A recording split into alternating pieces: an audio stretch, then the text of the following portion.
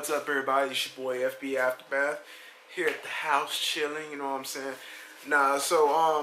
One thing I want to get out the way basically is the Jets talk. I understand that some people were complaining about the video that I just made and how it was windy and really couldn't grasp everything I was saying. So let me repeat that, and then I'll talk about some details further on of what's going on. First off, the Jets 3-day minicamp went great.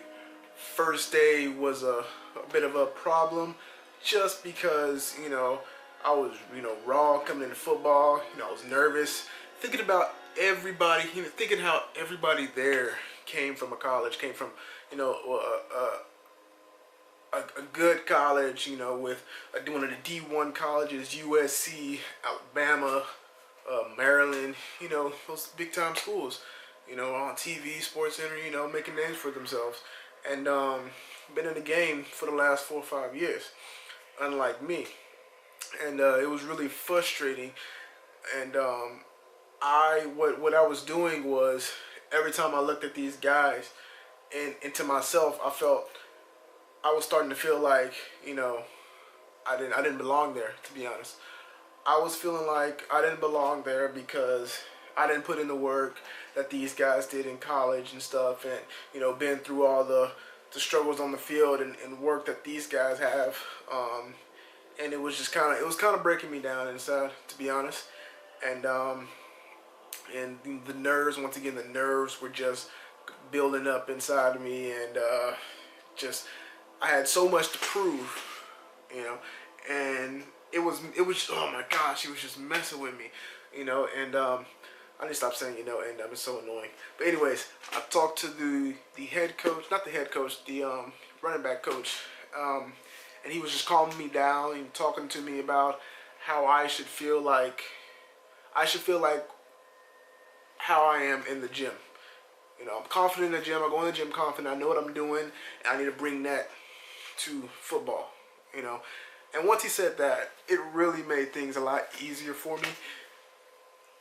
It really made things a lot easier for me, and starting to pull things out, and the learning started to get a little easier, started to calm down. The nerves were still there, but they weren't like shaking like they were before, and it was getting better. Day 2 and 3 were definitely a lot better than day 1. Of course, this is much expected, even for everybody. Not everybody had a good day 1. A lot of people had bad day 1s. It was just that little learning curve and stuff. And speaking of learning curve, learning the playbook was really not an issue. There's a lot. I've seen the full playbook for the Jets, and it's ridiculous. It looks like a freaking dictionary, and I just don't understand. Is it necessary? Like, is it necessary? You know what I'm saying? So it wasn't hard, to be honest, but it's just a lot, and believe it or not, your mind can take in everything. Your mind can actually remember everything. You just have to train yourself to really want to keep it in your mind. And at that point, it was a survival thing for me. What I had to, even though without football I'm fine, business is great. What I had to realize when I got to the Jets facility is, this is it, or there's nothing else. There's nothing. If I had to put my mind in a state of survival, like super struggle. Like, there's nothing else if I don't make this. And once again, even though I did not get the contract out of the training camp, that does not mean I am out. Alright, there was no room for me. They already have 5 bags. They're very pleased and happy with my progress in those 3 days and what I've done. And I'm very pleased and progress with it as well. So, moving on. Now I'm back home, back in New York, Manhattan, with my lady. And just back to, regular business stuff. Doing some stuff from home, selling programs. Don't really train much anymore. I really don't have time because I can leave at any moment. When any team can come, call me and say, hey, we need you to come out here, try me out. Simple as that. And I just don't want to make that risk of pulling on a client right now and then having to leave. I might start doing the pay per session type deal, but I'd rather pay, by the week or month. But we'll see. So I am in a transition of possibly possibly, you know, seeing if I can do like CFL for a year maybe, and then come back or whatever. But you know, we're just these are conversations me and my agent and thoughts I'm just trying to process basically, and that's all. Nothing, you know, really drastic to get me out of the way, or nothing like in all the way in Europe or, you know, stuff like that. That would be great as far as experience, but have to realize what my goal is. My goal is to play here, NFL, and that is exactly what I want to do. That is my dream. That is my goal, and I'm going to continue on reaching that goal. I'll turn 24 later this year, July 28th. So I'll turn 24. You know, time is against me right now, so I definitely have to put in work and do what I have to do in order to get there. I came here to New York at the age of 21 and made a name for myself, and there's no reason why I couldn't make this happen as well. And I tell that for the rest of you, whatever your dream is, whatever you're going. Let me tell you one thing. My mother is 55, 56. I'm sorry, Mom, if I forget this one. I believe my mother's 56. She's a singer. She's been through a lot in her life.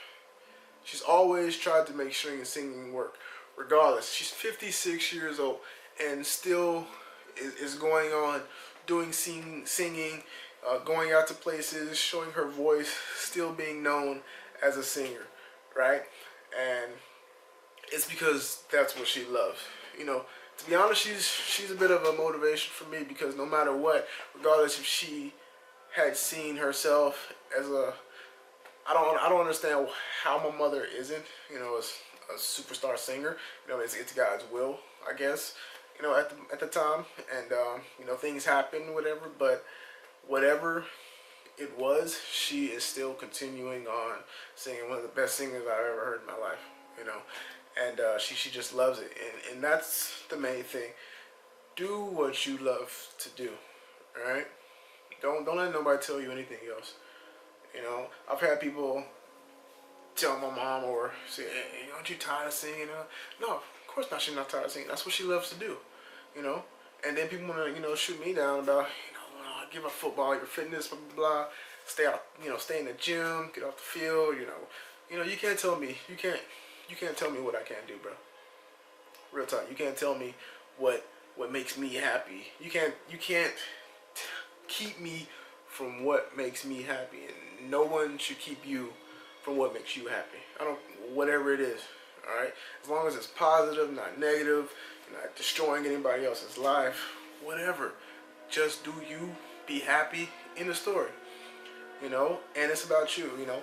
My mother doesn't have to understand, my father doesn't have to understand, my family doesn't have to understand. It's between me and God, and I'm staying positive. What I do is positive, and that's it. Because there's plenty of things that my mother doesn't agree on. My mother thought, you know, she wanted me to have a business job, work at a bank, you know, something more reliable than what I was doing. I was a waiter.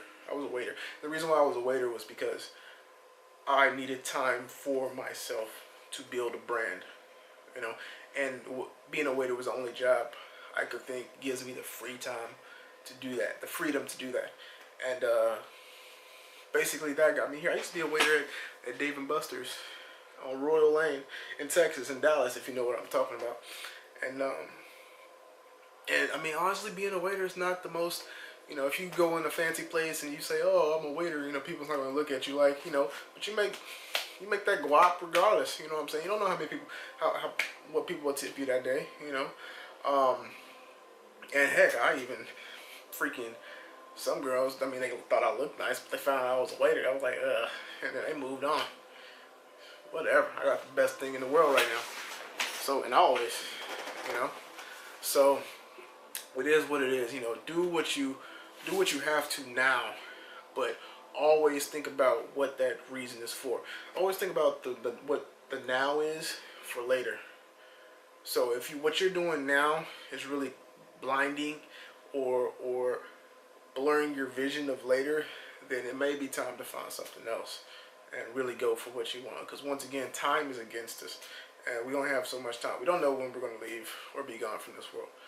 So you really have to find that happiness somewhere. And I pray, you know, that you do. And whatever situations or problems that you're having, I pray that you get out of them. You know, I have my issues and situations that go on, and people I have to deal with, things I have to deal with daily, and regardless, I just have to stay positive, and the more positive you think, the more positive things happen to you. I'm a very happy person. You know, I like to talk. Sometimes I just like to be alone. You know, but that's just how I am. And babe's coming in. Nothing, yeah. So yeah, she's walking in, and I feel awkward now.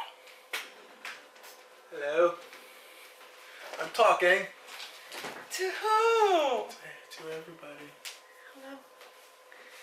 I don't know why she just. Why are you using my ring light? Is my question. Why do you have to throw I that? love that. Yeah. This is what I mean. I have everything I want. So anyways. Where's my food? Your food is over there somewhere. Okay, I found it. Is it over there? Mm-hmm. Yeah. My mind is clogged. So as I said, do what you need to get where you want to go, and make those sacrifices. And I promise you, you will definitely be where you need to be. And I feel so awkward right now because my girlfriend's looking at me. And yeah, I'm just gonna stop this right here until the next vlog. Peace.